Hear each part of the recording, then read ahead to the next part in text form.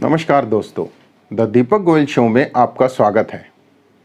अभी तक हमने देखा था कि अर्जुन ने संवाद शुरू किया भगवान श्री कृष्ण से और उनसे कहा कि आप मेरे रथ को दोनों सेनाओं के मध्य में खड़ा कर दीजिए।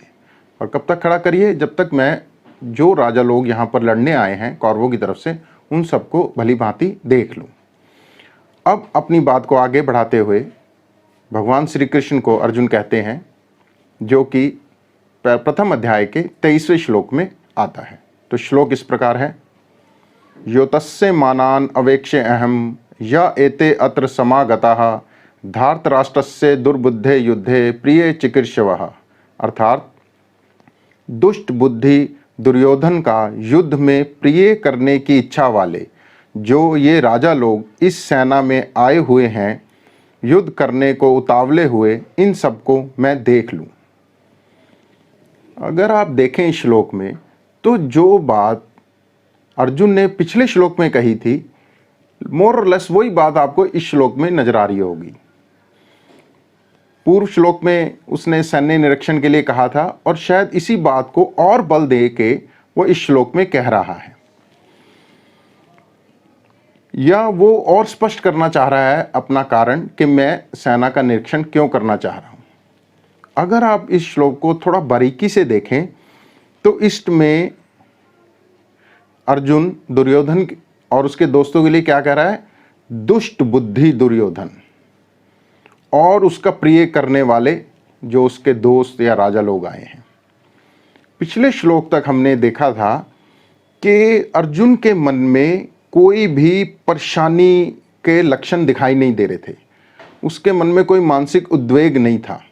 वो बहुत ही नॉर्मल और अपने जो उसका मूल स्वभाव था उसी के अनुसार वो व्यवहार कर रहा था।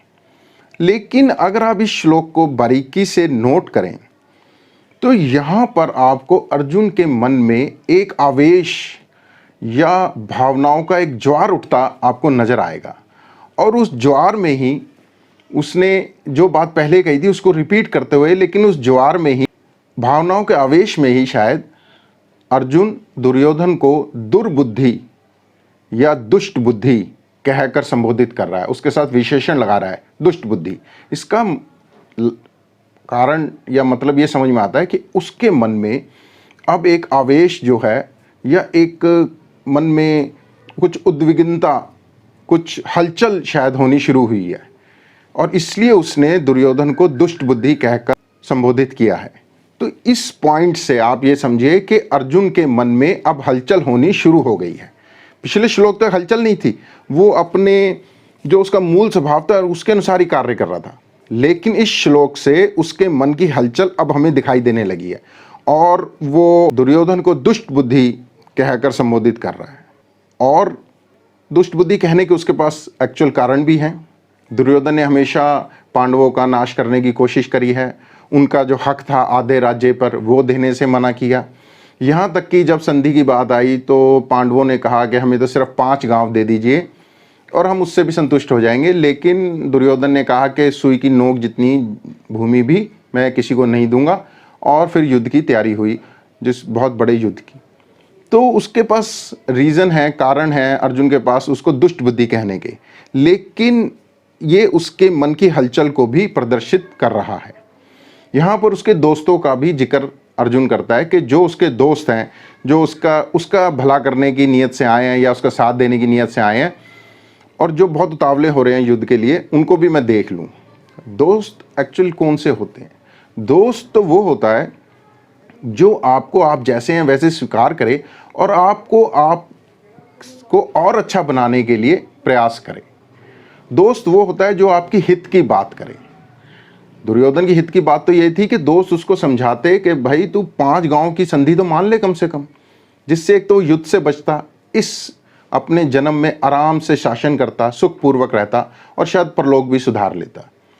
लेकिन वो दोस्त जो आपको गलत करने के लिए उत्साहित करें या आप कुछ गलत करना चाह रहे हैं तो उसमें आपको और बढ़ावा दें, बल्कि इसके कि आपको समझाएं कि भाई तू ये गलत करने जा रहा है, तू सोच समझ ले, सोच समझ के निर्णय कर। ये समझाने के बजाय जो दोस्त आपको आपके गलत कामों में बहुत ज़्यादा उत्साह दें तो समझ लीजिए वो आपके असली दोस्त नहीं हैं, वो तो अपने लालच के मारे आपके साथ जुड़े हुए हैं।